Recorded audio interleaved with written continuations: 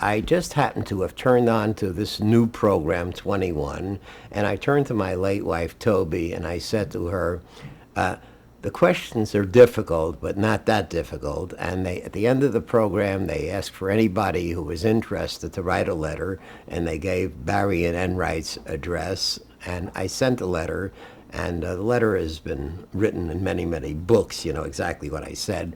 I said, gentlemen, I am a World War II veteran. I served in the Army for 7 years.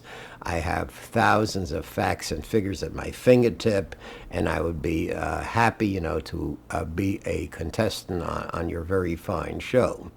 I got a letter from them telling me to come down and to a certain address on Madison Avenue, Barry and Enright's office. I went up there and I took a 3.5-hour trivia test that consisted of about 363 of some of the toughest questions I've ever seen in my life, such as who was the first American soldier killed in World War I in France?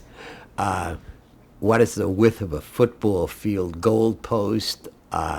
And some of the toughest questions I've ever seen in my life.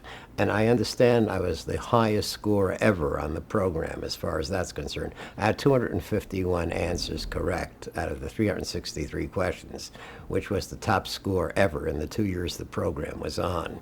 I was told later on that I was the top scorer of all time. So at any rate, after that, I got a call from Dan Enright, and I was told to come down to be interviewed. I spent about 2 hours.